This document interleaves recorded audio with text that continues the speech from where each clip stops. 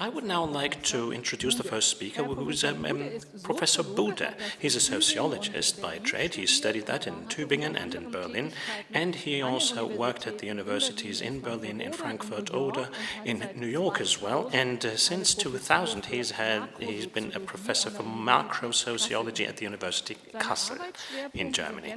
And he focuses on generational and exclusionary and entrepreneurial research, and you might also find this very easily on the internet, that he's written many interesting books. Let me just name a few titles. The Society of Fear is one of the titles, The Feeling of the World, or just Solidarity. We're looking forward to your presentation. Welcome, Professor Bude.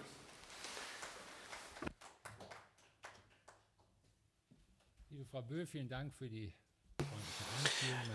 Ms. Bude, thank you very much for your kind words of introduction. Ladies and gentlemen, perhaps Donald Rumsfeld was right. Some of you may remember him if you're slightly older.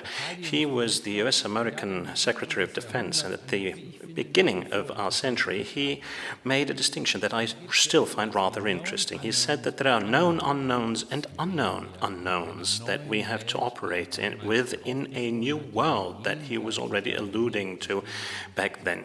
You know, the world beyond the stabilizing world of political poles. And today we could say that under the conditions of the pandemic that we're currently all suffering from, we could now say that we are dealing with a known unknown. It's not as if no one had ever mentioned that something like this could ever happen. And you all know that, you know, people who are more susceptible to conspiracy theories also then mentioned the name of Bill Gates. And actually Bill Gates mentioned that something like this could happen years ago. And even the president back then, President George W. Bush, actually pointed out in a speech that there one day might be a pandemic in our world and that we will have to reckon with this kind of event. So there is something that we can call known unknowns. And one of these known unknowns actually caught up with us. It's not like this was, you know, something that was entirely and utterly unexpected and that no one's ever talked about this before. There were groups and experts in our society who were very well aware of the fact that this might happen. And all of you know that we're also talking about climate change today, and we're also all aware of the fact that this is a known unknown.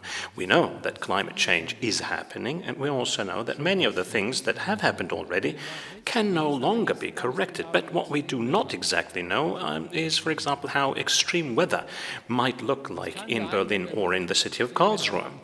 And once we get to deal with these extreme weather phenomena, we may also find out that an environmentally friendly wooden house structure may not even be able to withstand these extreme weathers and might just break down. So it might be very environmentally friendly, but it might just not be suitable for extreme weather conditions. And then suddenly we are facing certain unknowns, but there were some people to whom it was known. And by now we also know quite a bit about the fact that it is pretty certain that certain things will happen. But the unknown unknowns, this is also an interesting aspect. The unknown unknowns that Donald Rumsfeld was alluding to do not arise from natural tendencies or the, you know, tendencies of the global system, as we would call it. No, the unknown unknowns have something to do with the connection between the intentions and the activities of human beings. Would you have ever thought that the British democracy would ever produce anyone like Boris Johnson, who quite apparently always doubles down on everything, and you can never tell whether he's actually taking things seriously? Would you have ever anticipated that one of the most stable democracies in the world, you know, represented by people like Winston Churchill, and he actually even was playing a significant role in countering National Socialism. Would you have ever assumed that such a democracy would create such a statesman? And is it possible that something like that would never happen in Germany after Angela Merkel, steps down? Now, perhaps now you're using a fantasy and you realize that we're also dealing with some unknown unknowns that we will have to prepare for, but that do not have anything to do with tendencies of the global system, but rather with the remarkable roles that individuals and societal constellations play and how they interact. Now, the virus that is plaguing us all is part of something that could be foreseen, but no one really knew, and no one actually really wanted to know in detail what this might spell or what this might mean for our lives. No one thought that we would have to really stop all social activities in our societies. And now we're accepting it. In March and in April, and people supported it. Most people in Germany supported it. I now have the impression that in Germany most people just, tolerate it without supporting it. So there is a slight change that is not without risk, but this is the current situation that we're in. And from now on, we know that this will not remain the only pandemic that we will have to deal with. The interesting question is who in our society is administering that knowledge, the knowledge that another pandemic is very likely to occur over the next 20 to 30 years. Now, for our everyday lives, this kind of insight is not really that usable, if you will, because our everyday lives depends on us forgetting things. You can't just think every morning about the possibility of another pandemic on the horizon, because that would lead you to just not leaving the bed any longer. So there are situations of which we know in principle that they will happen, but there is a necessity for our everyday lives that means that we have to just push this knowledge aside in order not to go crazy. And that is why it is actually possible that many known unknowns are being pushed into the sphere of the not knowns when dealing with this information on our everyday life basis. And for many of the people who are really working on these subject matters, for them it is always a cause of despair, just as in the case of climate change, that people just do not want to accept this as a fact, do not want to also, go to the consequences that would have to be accepted based on science. Climate change in itself is very significant, but we do not know what extreme weather phenomena will look like. We know that we will have to anticipate them, and we know that the sea level is rising, but we do not know what that means in detail to the people in Antwerp, for example. And the people living in Antwerp don't know it either. And they don't want to know. Because what are they supposed to do with that knowledge? If you own a house that you can't just leave behind, that might be affected by a rising sea level. Now, this whole constellation is met with an inversion of the feeling of fear after the Second World War. That is what we're dealing with today. It sounds crazy. Many people say that the 1960s used to be an optimistic time for Western societies, especially in German societies. But that is actually not the case. People were not extraordinarily optimistic in the 60s. Joseph Beuys, the artist, knew about that when he started doing his pieces of art on, using Korea boxes. Those were the boxes that people had in their basements because they were afraid of another world war. And of course, the Cuban crisis, and I know that from my parents, they were sweating profusely when that was happening, and they were actually afraid that there might be another world war. Will Kennedy and Khrushchev actually, can they be stopped, or will they, stop in time? And, people were not so optimistic about that. What was the basic emotional state? Well, people thought that the worst that could happen to you was to lose a war, and that you are responsible of a genocide, and that is something of the past. And what lies ahead of us? Well, those may be new disaster, but the real miracle was that those disasters never happened. The disaster that never happened was the basic emotional state of those that went through the Second World War and who also experienced the genocide of the European Jews. And that gave birth to a kind of optimism because people were able to say, okay, the worst is over and it will never happen again. War, not ever again. But now there is an inversion of the backdrop of fear, if you will, the collective backdrop of fear. The worst that might happen is no longer behind us, but ahead of us.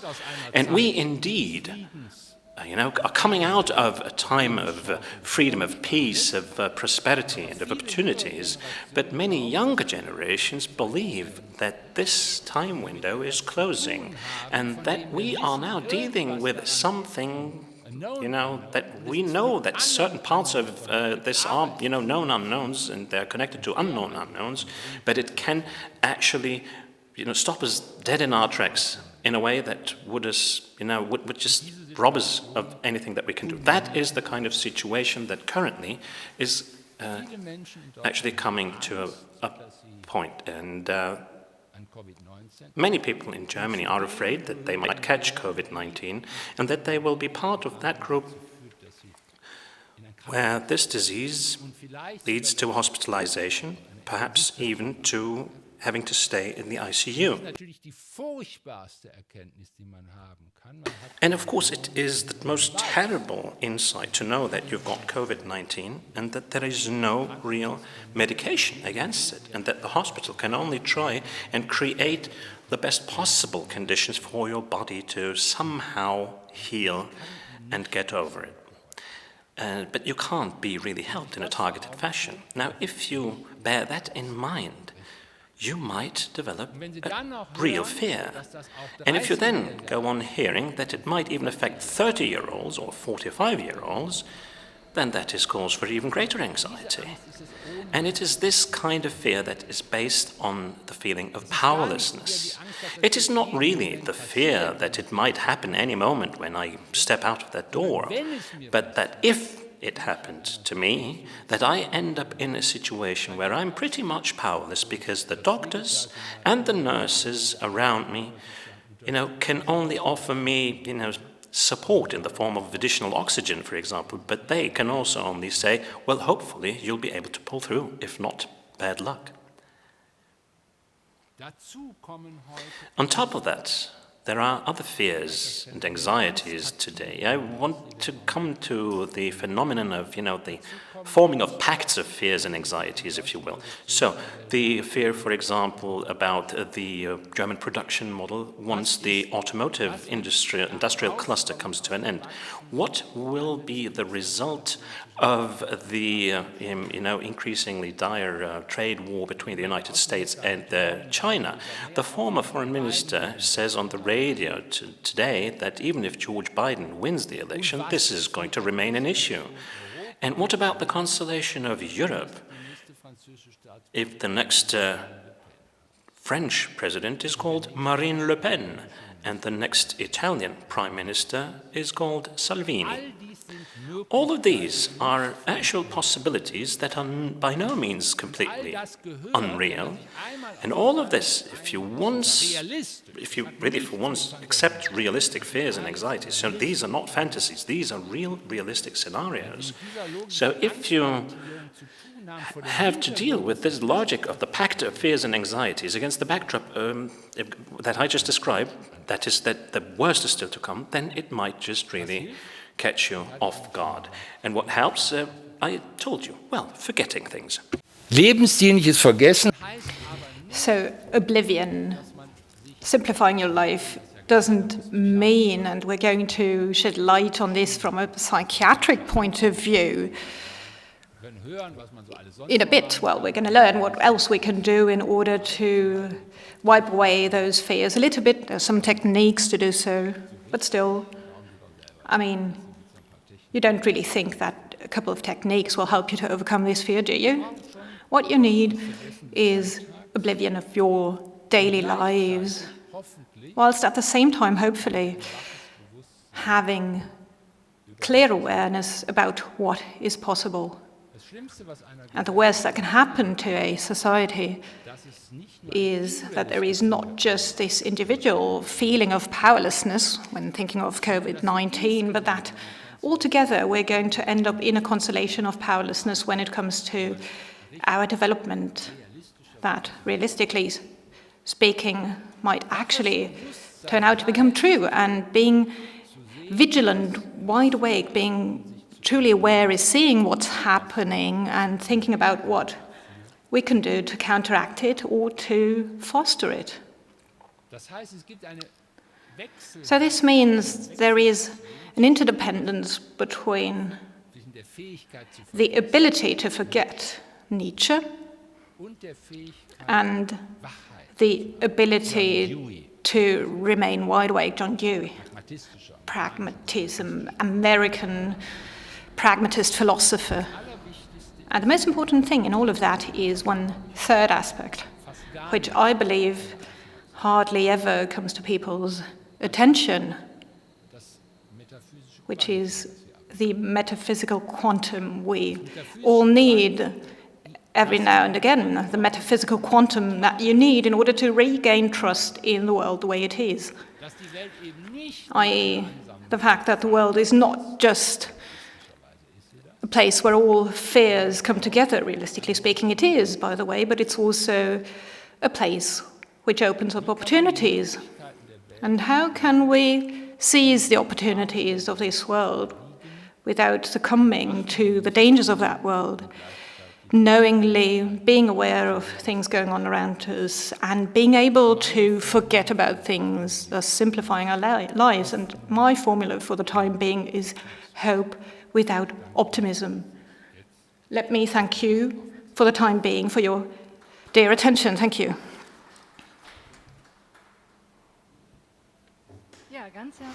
Thank you so much, Professor Bude.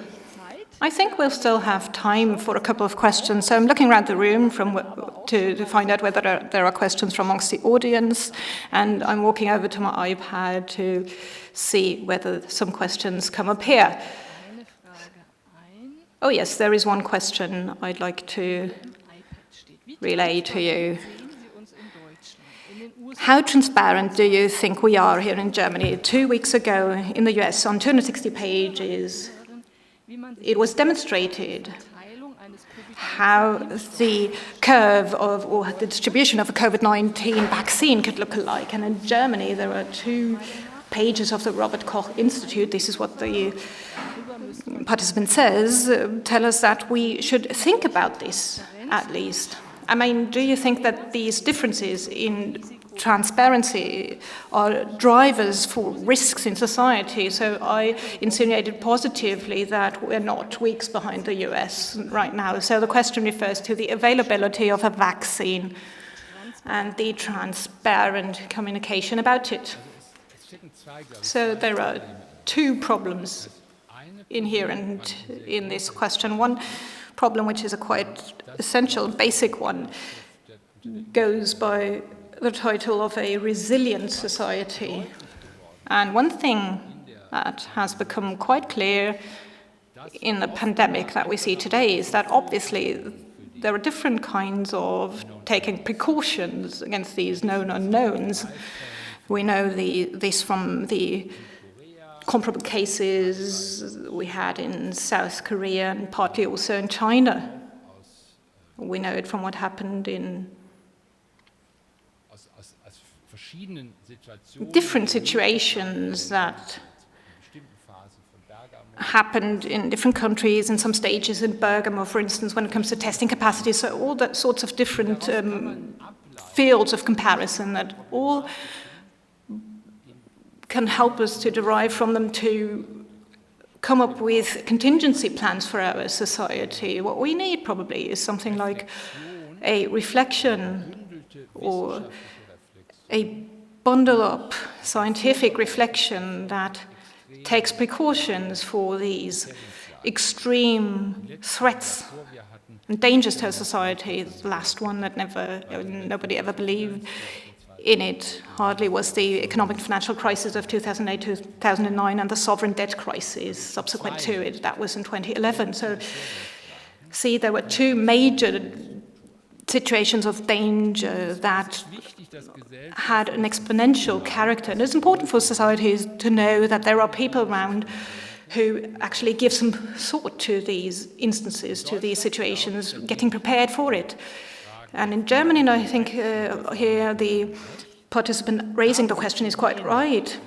In Germany, what we lack is this preparatory risk intelligence, focusing on the importance of a resilient society. And when it comes to the vaccine issue, I don't believe that transparency on developments, and by the way, when it comes to the vaccine, it's not about the effectiveness of the vaccine, but about the side effects, the adverse side effects.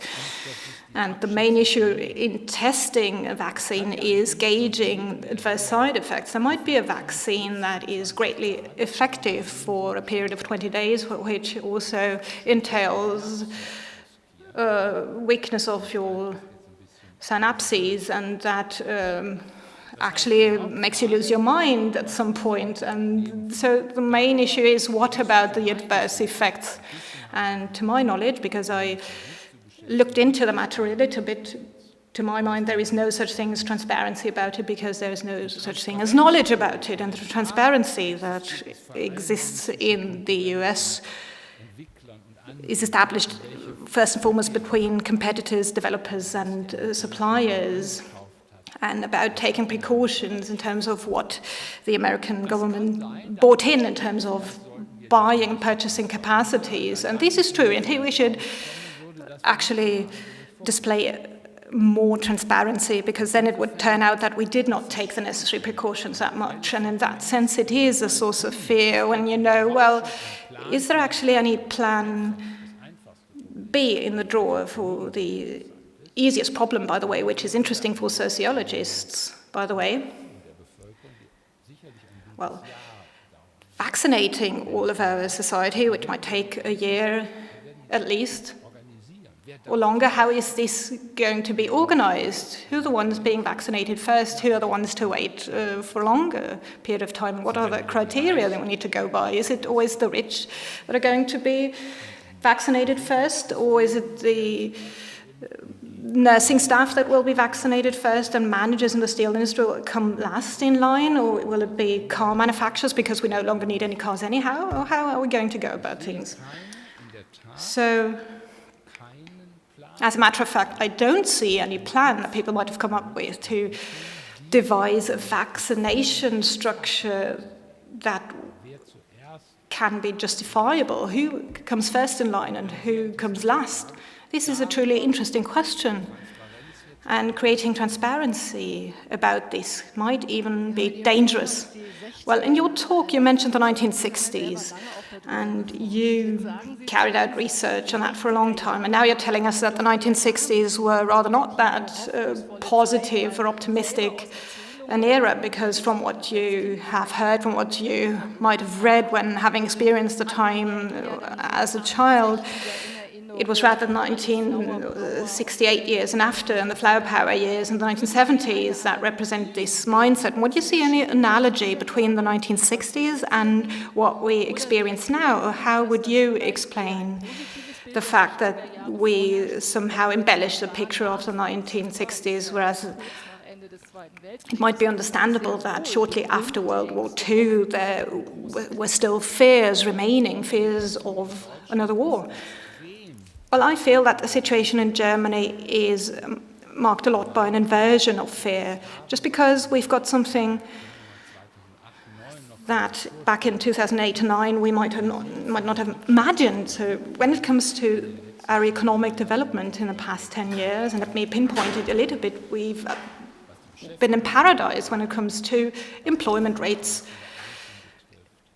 opportunities, prospects of individuals, filling justice gaps and social security systems, welfare states, etc. over the past 10 years.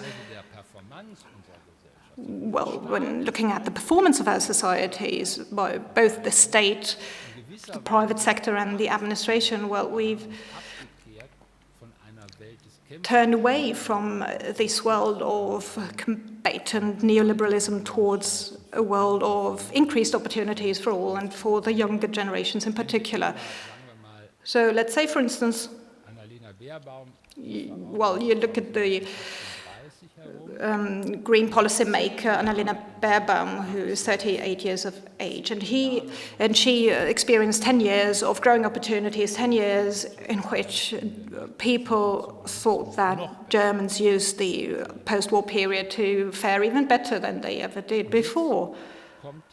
And now the insight trickles down that this stage might come to an end.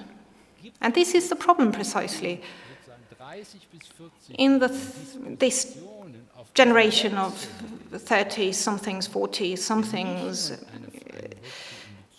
is this change not only happening when it comes to realizing the effects of climate change, or is this also a change in the personal living circumstances? And might it not be true that we are now entering into a stage of diminished living opportunities for people, and what are the resources for us to cope with that and to come to terms with that new era? And I think this is one of the fears we have in the back of our minds, and that plays a very important role for people. And I believe, once again, that the medium-term future is not going to be the same that we've had for the past 10 years. So let me check for some other questions. There have been quite a few, so let me make a selection. There is one person saying that beyond COVID-19, there are so many other fears and anxieties that deal with low concentrations of potentially noxious substances. Have we lost any proportionality when it comes to fear? Well, I don't know whether there's proportionality for fear, but just before I alluded to some sort of a diet for fear, because there is something like forgetting about things, doing ourselves a favor doing so, and focusing on problems. The way we focus on problems, that of course changes. Biodiversity is no longer on the top of the agenda at the moment, although the Bavarian Prime Minister, Minister-President, pushed it very high up on his agenda quite recently still. So there's something going on, something is on the move, so we are faced with rapidly changing fear settings, fear constellations. But let's be honest about it, the situation we're in right now just turns it all upside down, and there's no use playing this down. This would not be a big challenge. This is just an attempt of being euphemistic about things. Well, let me allow for one last question. We've got quite a few. I'm going to pick just one. Here you can see this box which reads Berlin Science Week. Put it into the camera focus. So you mentioned one important aspect in your speech, Professor Bude. It was about who is to manage knowledge, and this question is raised here. So who are the managers about knowledge, about the next pandemic coming up on the horizon? Who is it, to your mind, in our society, or who is supposed to take on that role and who should not do it? Well, I believe that there is really, something missing here in the Federal Republic of Germany. What we need is a scientific risk hub, as it could be called, that is, reflecting on things ahead of time, building up a stock of reflection, if you will, for, crises that may affect a society as a whole.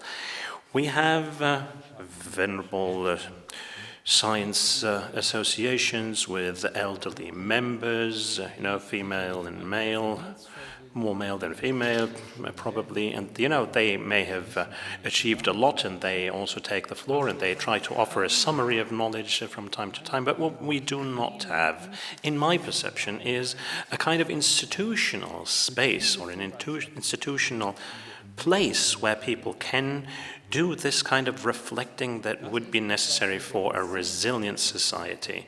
And this is something that where we should come up with a solution rather quickly. If I may say, I was a member of a committee of the Federal Ministry of the Interior, and they do a bit of risk communication, fact-based and science-based risk communication with a view to stemming COVID-19. And I actually experienced that as something that really made me happy, if I might put it like that, because we met there as scientists from different disciplines, and this intense phase of reflection was actually absolutely proportionate with a view to the seriousness of the situation. And to have something like that in the long run and in continuity, that is something that we really need.